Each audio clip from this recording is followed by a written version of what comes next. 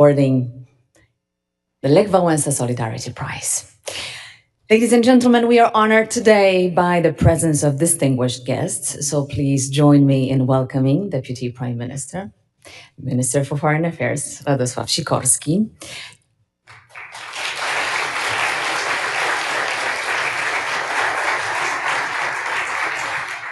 US Secretary of State Marco Rubio, Irma Santos de Mas, the prominent figure of the Cuban American Society in Florida. Ladies and gentlemen, what a fine moment. We gather today out of gratitude and in a sense of responsibility. If it weren't for the steadfast policies and historic support and leadership of US President Ronald Reagan, if it wasn't for the moral support and guidance of Polish Pope John Paul II, and the courageous stance of once anonymous Polish worker Lech Walesa, the Polish society would not have gained independence, would not have achieved a peaceful regime change in 1989. Poles are acutely aware of the high cost of liberty.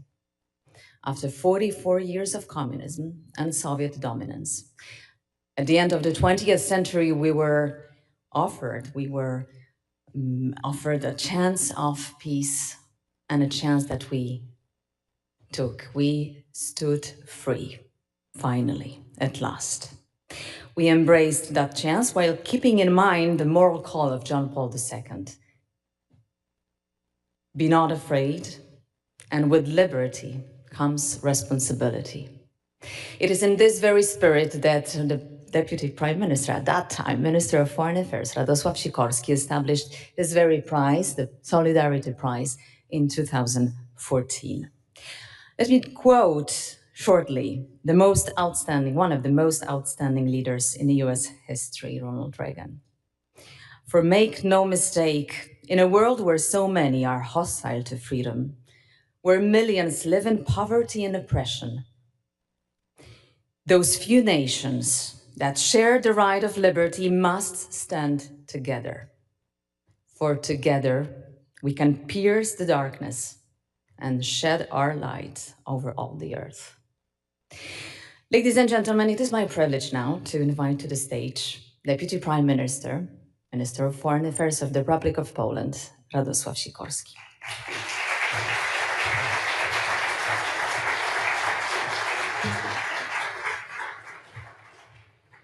Dear Chairman of the Chapter, Secretary of State, Excellencies, distinguished guests. 45 years ago, the workers of the Lenin shipyard in Gdańsk did something extraordinary. They went on strike not only to demand the rise in wages, but to demand a representation. They said to the Communist Party, despite your ideology, you do not represent us. What we need in Communist Poland is a free and independent trade union. And as a result of the strike at the Lenin shipyard and all over Poland, they got that. And the leader of that strike was Lech Walesa, a world historical figure who happens to be in the United States right now. We have with us his son representing his father. And Lech Walesa has become a symbol of non-violent and successful struggle for liberty. Struggle for freedom, democracy, and liberation from communist oppression that was imposed by the Soviet Union on Poland and other European countries at the end of World War II. Solidarity, the word of the name of the trade union, and a word that we hold holy in Poland. The mass protest movement, founded in 1980, survived despite the imposition of martial law a year later and other repressions, eventually leading to democratic elections and a peaceful transfer of power. Events in Poland triggered a virtuous domino and were followed by the fall of the Berlin Wall, the fall of the Iron Curtain, and then the fall of the Soviet Union itself. Lech Walesa was awarded the Nobel Peace Prize in 1983. He was awarded it as an appreciation of what he had already done, but also as a sign of encouragement and a means of supporting his struggle for liberty. Thank God he was not alone. Friends around the world lent us Poles a helping hand on our path to democracy. After martial law was imposed, President Ronald Reagan, already mentioned deservedly, showed his solidarity with us by lighting a candle in the window of the White House on Christmas Eve 1981 and encouraged Americans to do the same. January 30th, 1982 was declared Solidarity Day with Poland. We remember it very well and appreciate it.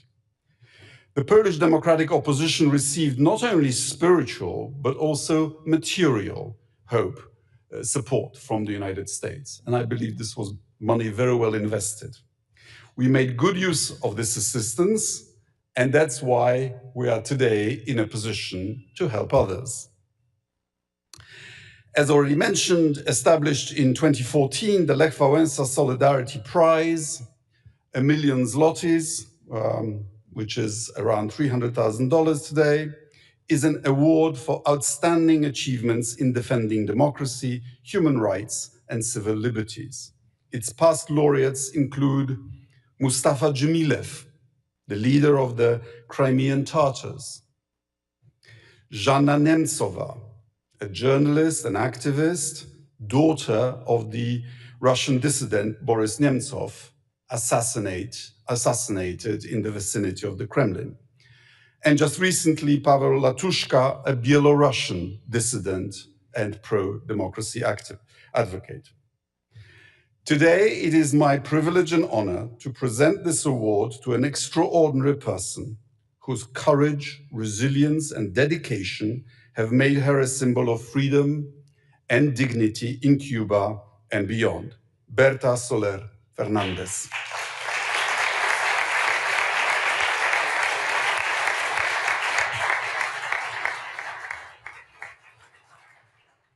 There are actually some striking parallels between the life and struggles of today's laureate with that of Lech Walesa. Berta Soler could not come to receive the award, just like Lech Walesa couldn't go to receive his Nobel Peace Prize. For the same reason, actually. Both of them could not be sure to be allowed to go back home. Devotion to their homeland is a fundamental value for both of them. Berta Soler's attitude, like Wałęsa, is unwavering, systematic, and peaceful. She joined protests against the 2003 imprisonment of over 70 Cubans arrested for so-called counter-revolutionary activities. Berta's husband, Angel Moya Acosta, was one of them. Together with the wives and mothers of other detainees, she protested by praying for them during Sunday masses and then, dressed in white, marching along Havana's Fifth Avenue. Lech Walesa also drew his strength from faith, which he saw as a moral guidepost. Thanks to Ladies in White's tenacity as well as international support, the last prisoners arrested in 2003 were released in 2011. Many were forced to emigrate. Berta and Angel remained in Cuba. They have carried on despite repressions. There is at least one more similarity between these two unique figures, Soler and Wałęsa. They are extraordinary, yet ordinary people, regular folks who took on an exceptionally heavy burden and did not buckle under the weight, who became political because their countries were not free. By honoring Berta Soler with the Lech Walesa Solidarity Award, we pay tribute to her, to ladies in white, and to all Cubans on the island and beyond who are demanding the rights to have a say in the future of their homeland. Many of them now live here in Miami. They have not forgotten their roots, no matter when their families left Cuba, or how successful they have become in the US. The presence of Secretary of State Marco Rubio, the son of Cuban immigrants and now a high official in this country, is yet another proof that the fight for freedom never ends. Marco, thank you very much for joining us.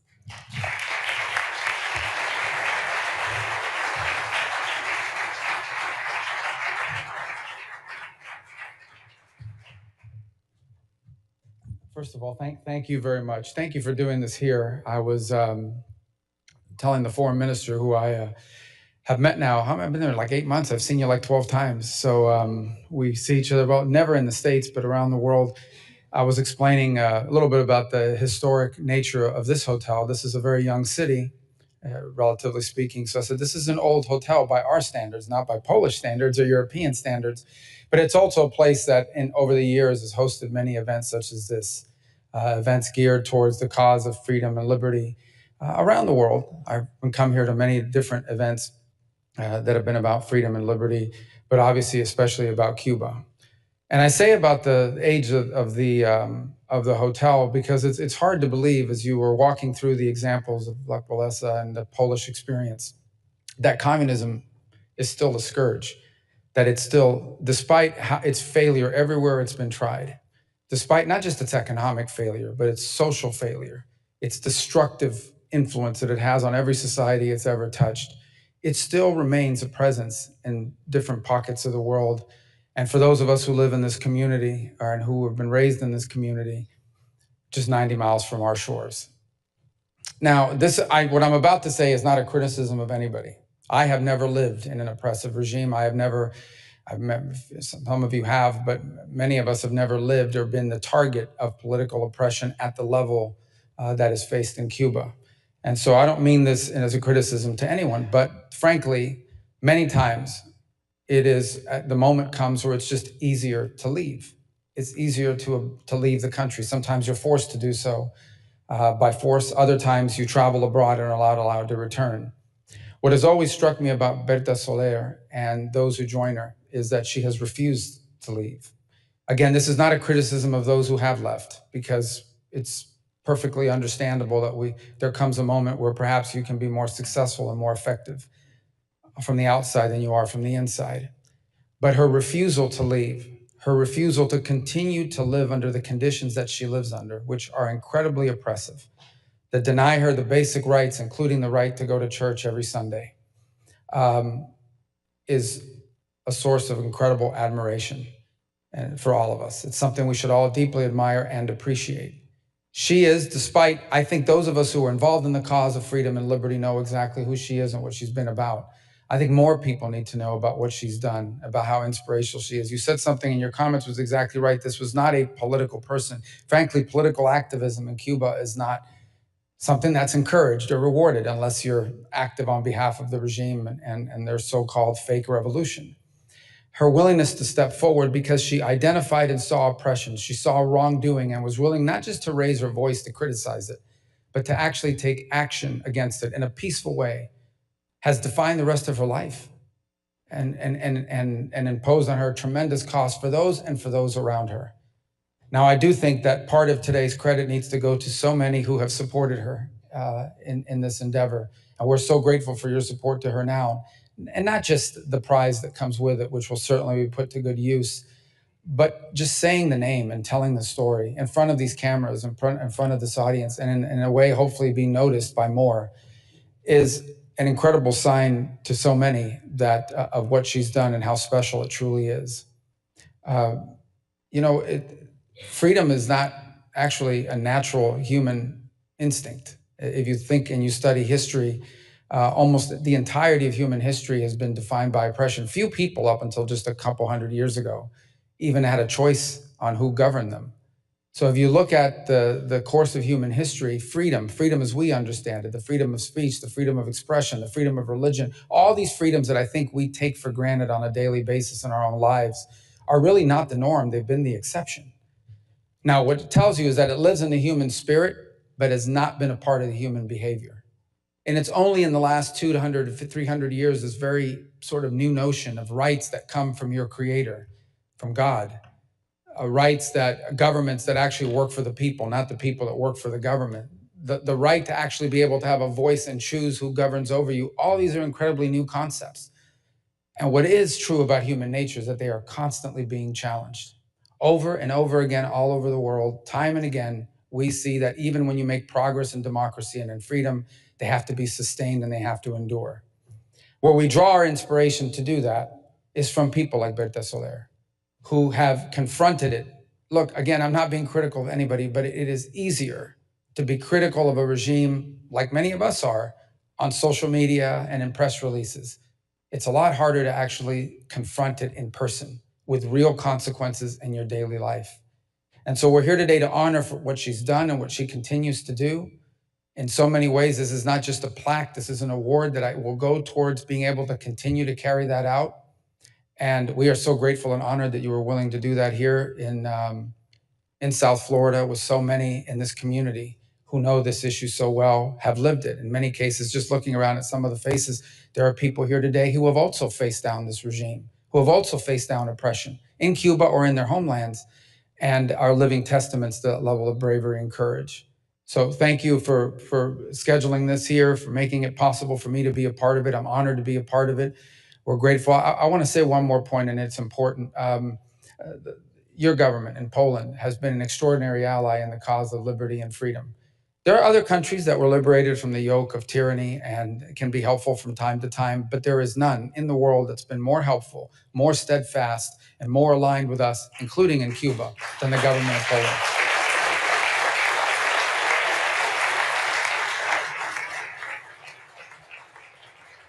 And so we are grateful. I don't want to get anybody in trouble. I don't want to get ahead of myself, but we had a conversation just a few months ago about some events going on in Cuba. And I had asked for a favor. I'd asked the Polish government to help us with a few things globally and internationally. And it happened instantly and immediately. And it shows you that of all the nations in the world who have overcome the tyranny of communism, the one that most certainly hasn't forgotten what it took to overcome it and have raised their voice and taken action to be supportive of those who seek to overcome it is our allies and friends in Poland. So thank you. We're very grateful to all of you. And thank you all for being a part of this today. Thank you. Mr. Secretary, please stay with us here on stage. As we are approaching the central part of our ceremony, I will now invite the Deputy Minister, Mr. Foreign Affairs Radosław Sikorski, as well as Irma Santos del Mas, who will receive the prize on behalf of Berta Soler Fernandez.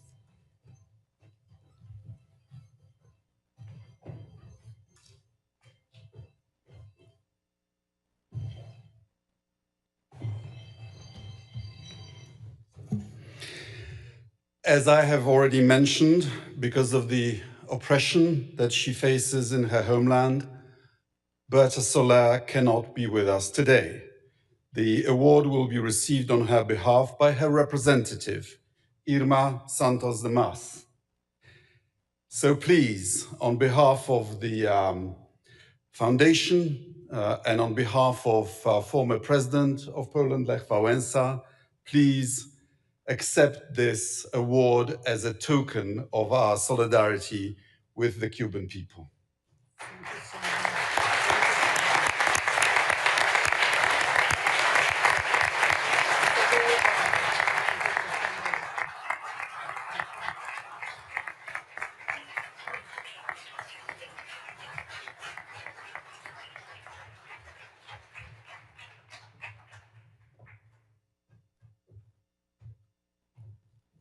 Ladies and gentlemen, we have a pre-recorded acceptance speech by Berta Soler Fernandez. So let's have a listen. Doy gracias a Dios por este día. Estimados, Ministro de Relaciones Exteriores de Polonia,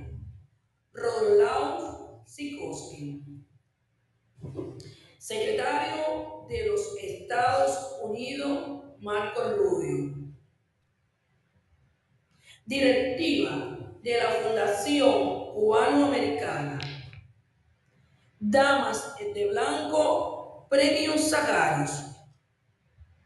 Representante de organizaciones anticastristas del exilio.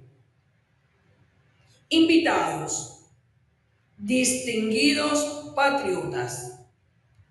Hoy no puedo estar junto a ustedes porque la tiranía comunista de Cuba me impone la salida sin retorno. Condición esta que no acepto, porque yo me quedo en Cuba. Hoy me siento honrada y agradecida por recibir el premio Lech Walesa Solidaridad 2025. Las damas de blanco y yo les agradecemos al Ministerio de Asuntos Exteriores de la República de Polonia este reconocimiento, que a través de su ministro Radosław Sikorski hoy nos llega. Premio este que es el resultado de 22 años de lucha en Cuba por la libertad de los presos políticos cubanos que injustamente están encarcelados por la tiranía comunista cubana y de lucha por los derechos y libertades de todos los cubanos junto a las damas de blanco, organización que hoy represento. Estimado ministro de Relaciones Exteriores de la República de Polonia,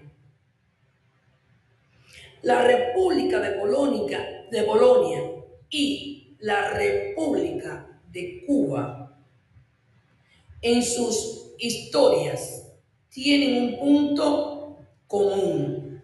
Ambos pueblos han sufrido la opresión comunista.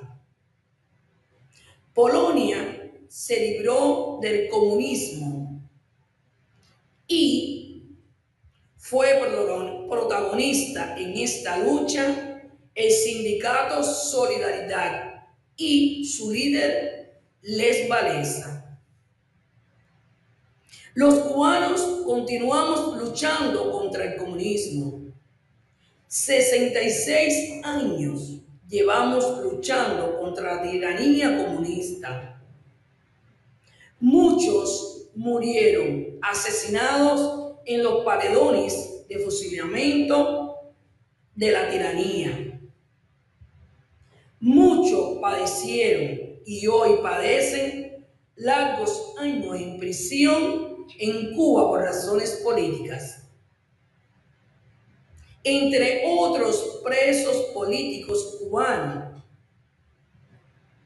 Pedro Luis Boitel, Orlando Zapata Tamayo, Pablo Moya y Wilma Villar Mendoza murieron en huelga de hambre en las cárceles de la tiranía comunista cubana. Líderes, luchadores como Laura Boyán, Osvaldo Payán y Jaro Cepero, en mi opinión, fueron asesinados por agentes de la tiranía comunista. Hoy, en las cárceles cubanas hay más de 1000 presos políticos. En su mayoría salieron a protestar pacíficamente el 11 de julio del 2021 contra la tiranía y la opresión impuesta por la tiranía cubana. Las damas de blanco, Sailí Navarro, y Sisi Abascal, ese día salieron junto al pueblo cubano. Hoy forman parte del presidio político cubano. Nosotras continuaremos luchando por la libertad de todos los presos políticos.